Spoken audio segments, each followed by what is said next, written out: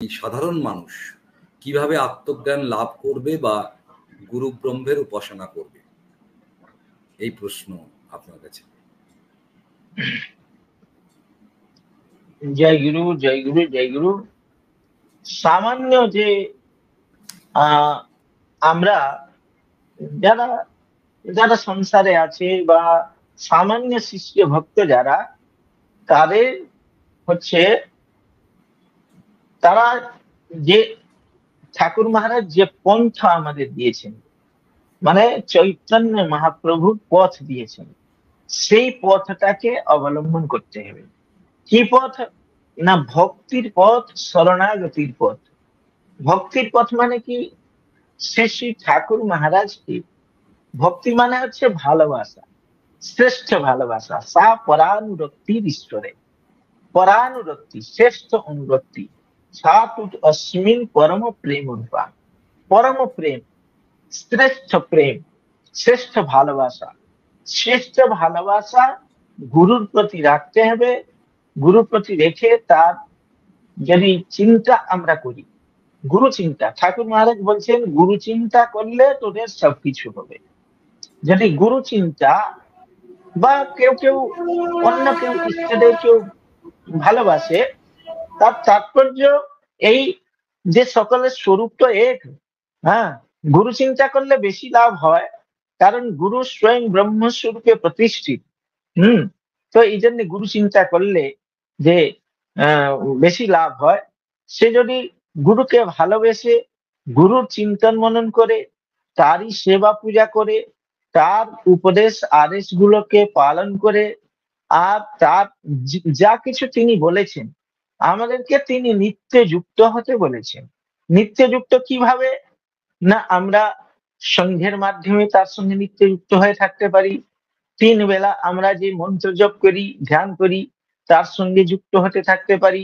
নিয়ম পঞ্চকের মাধ্যমে তার সঙ্গে যুক্ত হতে পারি। এই দেশে ধরুন এই নিগম বার্তা চ্যানেল মাধ্যমেও ঠাকুরের কথাই তো চিন্তন করছি, আমরা ঠাকুরের কথা চিন্তন করছি।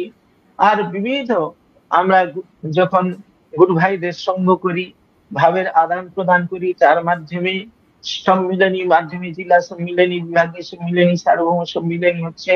এইরকম তার সঙ্গে নিত্যযুক্ত থেকে যখন তার বিষয়ে আমরা চিন্তা করব, চিন্তা করতে করতে করতে করতে যখন আমাদের অন্তঃকরণটা শুদ্ধ হবে, আর ঠাকুর মহারাজের কৃপা আমরা লাভ করব। যে যেমন ছোট বাচ্চা যে বায়না করে, অন্য জিনিসের জন্য বায়না করে, কিন্তু বাবা মা বোঝে এই এই যে বায়নাটা করছে, এই বাচ্চাটা বোঝে না বলেই বায়না করছে। তো কিন্তু সে বাস্তবিক জিনিসটাকে দিতে চায় বাবা মা। সেই রকম ঠাকুর মহারাজও বাস্তবিক জিনিস, হ্যাঁ, আমরা সাংসারিক যে চাহিদাগুলো সেগুলোকে ঠাকুর মহারাজ এড়িয়ে আমাদেরকে বাস্তবিক চাহিদা যেটা আমাদের সেইটাকেই প্রদান করবেন ধীরে ধীরে অন্তঃকরণ শুদ্ধির মাধ্যমে। দুটো জিনিস এখানে হয়। একটা জিনিস হয়তো হয় অন্তঃকরণ শুদ্ধ হলে স্বতঃ আত্মজিজ্ঞাসা, ব্রহ্ম জিজ্ঞাসা, গুরু তত্ত্ব জিজ্ঞাসা হয়, তার দ্বারা জ্ঞান উৎপন্ন হয় তত্ত্ব বিচারের দ্বারা, একটা উপায়। আরেকটা উপায় হচ্ছে গুরু কৃপার দ্বারা আত্মজ্ঞান লাভ হয়। মোক্ষ মূলম গুরু কৃপা। তো গুরু কৃপা করে তাকে আত্মজ্ঞান প্রদান করতে পারেন। গুরুর এটা বিশেষ অধিকার। গুরু যখন অনধিকারীকেও আত্মজ্ঞান প্রদান করতে পারেন, গুরুর এটা বিশেষ অধিকার। সে মানে অধিকারী না হলেও তাকেও আত্মজ্ঞান প্রদান করতে পারেন, এক ক্ষণে অধিকারী বানিয়ে তাকে দিতে পারেন। তো এই গুরু কৃপার দ্বারা সামান্য পক্ষে সম্ভব। এই জন্য গুরু কৃপা লাভের জন্য চেষ্টা করা উচিত আমাদেরকে। বিশেষ করে আমি আমাদের যে গুরু ভাই যারা সবাই আছেন তাদেরকে বলবো একটু দ্বন্দ্বাতীত হতে। হ্যাঁ, অভিমান অহংকার এইসব জিনিস বাদ দিয়ে দ্বন্দ্বাতীত হয় যদি ঠাকুর মহারাজকে আমরা সত্যি সত্যি ভালোবেসে তার কাজটা করতে পারি, তাহলে অবশ্য ঠাকুর মহারাজের কৃপায় আমাদের আত্মজ্ঞান ফুটে উঠবে। এইটাই সর্বসাধারণের জন্য পথ। এইটাকে ঠাকুর মহারাজ চৈতন্য মহাপ্রভুর পথ বলেছেন। এই পথকেই অবলম্বন করা উচিত। ঠাকুর মহারাজ বলছেন এটা রাজমার্গ সকলের জন্য, এটা ভক্তি মার্গ সকলের জন্য। জয় গুরু। জয় গুরু।